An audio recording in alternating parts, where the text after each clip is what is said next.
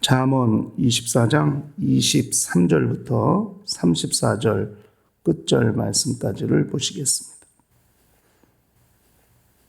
이것도 지혜로운 자의 말씀이라. 재판할 때에 낯을 보아주는 것이 옳지 못하니라.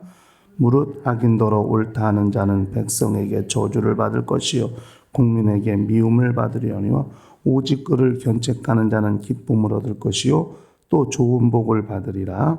적당한 말로 대답함은 입맞춤과 같으리라. 내 일을 밖에서 다스리며 밭에서 예비하고 그 위에 내 집을 세울지니라. 너는 까닭없이 내 이웃을 쳐서 증인이 되지 말며 내 입술로 속이지 말지니라. 너는 그가 내게 행함같이 나도 그에게 행하여 그 행한 대로 갚겠다 말하지 말지니라. 내가 증왕의 게으른 자의 밭과 지혜 없는 자의 포도원을 지나며 본즉 가시덤불이 퍼졌으며 거친 풀이 지면에 덮였고 돌담이 무너졌기로 내가 보고 생각이 기뻤고 내가 보고 훈계를 받았었노라. 내가 좀 더 자자 좀 더 졸자 손을 모으고 좀 더 눕자 하니 내 빈궁이 강도같이 오며 내 곰핍이 군사같이 이르리라. 아멘.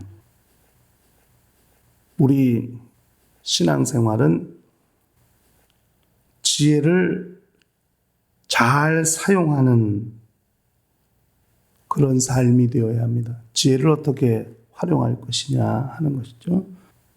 그 지혜가 잘 활용되는 분야가 바로 이 재판, 판결과 관련된 분야입니다. 그러니까 보통 우리가 생각할 때도 그 지혜가 있어야 판결하고 옳고 그름을 분별할 수 있으니까요. 그래서 가장 확실한 분야, 지혜가 어떻게 하나님이 정말 지혜를 주셨다는 것을 가장 확실하게 나타낼 수 있는 분야입니다. 가장 유명한 것이 솔로몬의 재판이죠. 아이 하나를 데리고 와서 서로 자기 아이라고 그렇게 주장하는 두 여인을 향하여 솔로몬이 재판을 내린 그 재판은 성경에 기록되어 있습니다마는 세상에서도 상당히 많이 인용이 되고 또 화두가 되는 내용 중에 하나입니다. 지혜를 활용하고 지혜를 사용한다는 것이 그만큼 중요하다는 내용을 가지고 있다고 할 수 있습니다. 오늘 우리가 읽은 이 말씀은 재판하는 입장, 이 죄인과 죄인 옳고 그름을 판단하는 이런 재판관의 입장에 대한 이야기가 앞부분에, 그 다음에 뒷부분은 거기서 어떻게 증거할 거냐, 증인으로서 어떤 말을 할 것이냐 하는 증인의 입장을 두 가지 입장에서 말을 하고 있다고 볼 수 있습니다. 25절까지 재판장의 입장을, 26절부터는 아마 그 재판장이 가서 말을 하는 증인의 입장을 그렇게 아마 설명을 하고 있는 것으로 볼 것 같은데요. 재판을 잘 해야 되는데 재판이 잘못됐을 경우는 어떻게 할 거냐 하는 것입니다.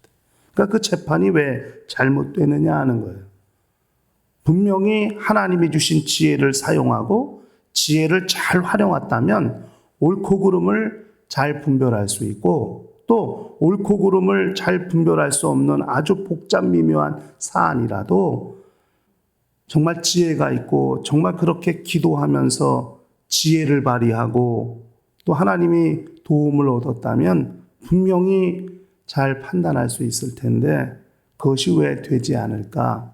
그것이 처음에 낯을 보아 주었기 때문입니다. 낯을 보았기 때문이에요.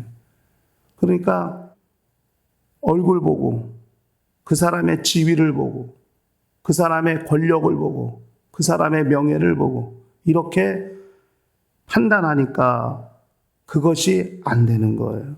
그러니까 재판의 생명은 공정한 것이고 공평한 것이 생명인데 그래서 진실만을 추구해야 되는 것이 맞는데 낯을 본단 말이에요. 저 사람은 어떤 사람이고 이 사람은 어떤 사람인데 이렇게 낯을 본단 말이에요. 그러니까 낯을 보는 것, 그 얼굴을 보는 것이 그 옳지 않은 행위죠. 아는 사람이라고 봐주고 힘 있는 사람이라고 봐주고 이렇게 되면 그건 옳은 재판이 될 수 없다. 진실된 재판이 될 수 없다 하는 것이죠. 이것이 세상에서 일어나는 판결, 세상에서 일어나는 재판에 많이 나타납니다만, 그럼 교회 안에선 과연 이런 일이 없을까? 아마 있을 겁니다. 아는 사람이라고 봐주기도 하고, 저는 목사니까 목사 집안이라고 봐주기도 하고, 목사 자식이라고 봐주기도 하고, 저는 어리니까요, 애들이.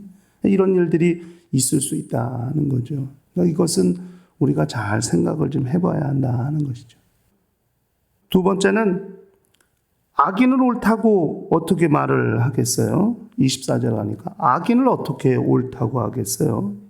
이건 말이 안 되는 거죠. 어떻게 악행을 묵인할 수 있으며 또 그 사람의 보복이 두렵고 그 사람의 힘이 무서워서 그 사람이 잘못했다는 것을 지적하지 못하고 판결하지 못한다면 과연 그것이 얼마나 옳은 판단이 되겠어요? 이것은 마치 그 악인과 공모하는 행위가 될 수 있을 겁니다. 재판장에서까지도 선악을 분별하지 못한다면 세상의 정의가 바로 서겠나? 이게 세상이 보는 입장입니다. 그렇다면 교회에서도 마찬가지죠. 목사 자식이라고 왜 봐줘요? 목사한테 혼날까 봐 봐주는 거 아니겠어요?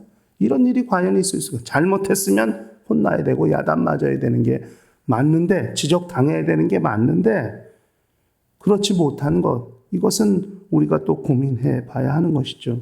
유력한 성도의 자녀라고, 유력한 성도의 집안이라고 봐줄 수는 없는 거 아니겠어요?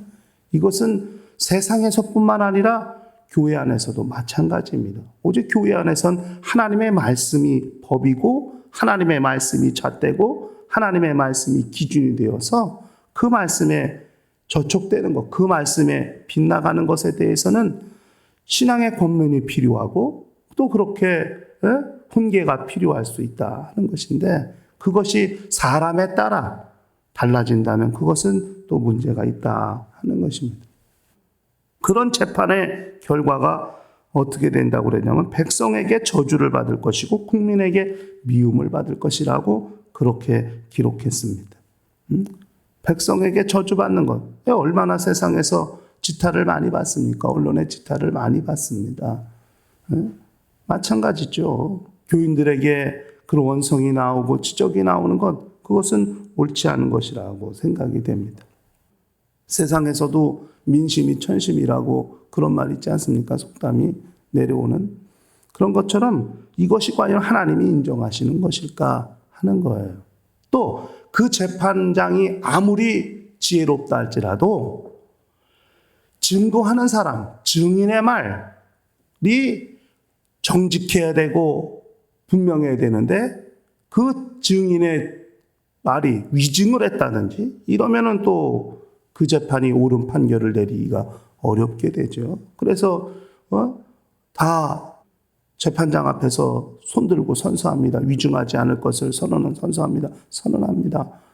그런다 할지라도 만약에 위증했다면 재판장이 옳은 판단을 내리기는 어려울 겁니다. 적당한 말로 대답하는 거, 입 맞추는 것과 같다는 거예요. 그 다음에 까닭 없이 내 이웃을 쳐서 증인이 되지 말며 내 입술로 속이지 말라. 그러니까 함부로 증인의 말 증거하지 마라.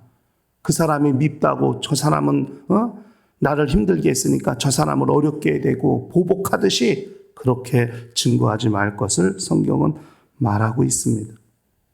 그러므로 우리는 재판의 과정에서뿐만 아니라 우리가 신앙생활하는 날 동안에 사람이 밉다고, 죄는 미워하되 사람을 미워하지 말라는 말도 있는 것 같은데요.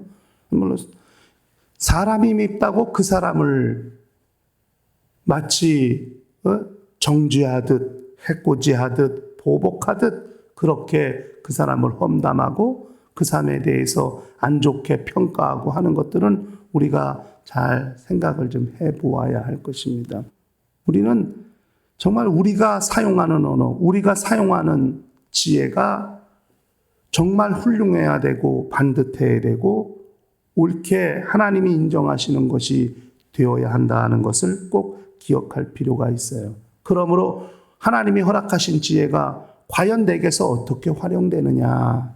그것이 우리의 신앙생활을 옳게 만드는 것이고 정직하게 만드는 것이고 반듯하게 만드는 것일 거예요. 신앙생활을 하는 사람들이 하나님을 의지하고 하나님을 믿고 성경 말씀을 신뢰하고 확신하며 그렇게 의지하고 있는 사람들이 이 세상에서 살 때, 교회 안에서 영적 생활할 때, 세상 가운데서 살 때 정말 하나님이 인정하지 못하는 삶을 살게 된다면 그것은 우리의 신앙생활이 잘 됐다고 보기는 어려울 것입니다. 그러므로 영적 생활은 어떻게 특별히 이 구분해야 될 일, 옳고 그름을 구분하고 정말 내 편이냐 내 편이냐를 구분하고 불의와 의를 구분하고 하는 이런 일에서 우리 지혜가 잘 활용되어야 될 겁니다. 그래서 명철이라는 말을 성경은 쓰고 있는 거예요. 명철은 분별력을 말하는 거예요.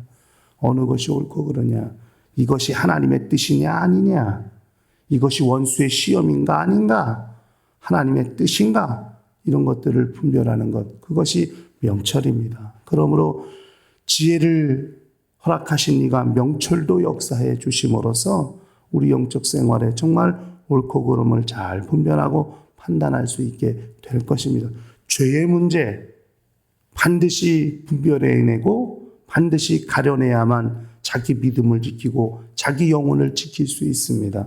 그것이 원수가 갖다 준 시험인지 아닌지를 분별해내야만 우리는 또 영적 싸움에서 이길 수 있고 승리할 수 있습니다. 이런 지혜가 우리에게서 잘 활용되는 것이 필요한 것이죠. 그러나 사람을 정죄하고 사람을 단죄하는 일, 물론 그 사람을 훈계할 수 있어요. 충고할 수 있어요. 그러나 그것은 그 사람이 믿기 때문에 그 사람이 싫어서 하는 것이 아니라 영혼을 사랑하기 때문에 영혼을 전 반듯하게 인도해야 되기 때문에 그렇게 꾸중도 할 수 있고 권면도 할 수 있고 훈계도 할 수 있지만 그러나 그 사람을 보복하려고 그 사람이 미워서 우리가 가지고 있는 이 저변에 깔린 그 사람에 대한 생각, 사람에 대한 생각이 어떠냐 하는 것은 우리가 좀 생각해 보아야 하는 것이죠. 그 사람이 믿기 때문에 그렇게 충고하고 권면하는 것, 그것이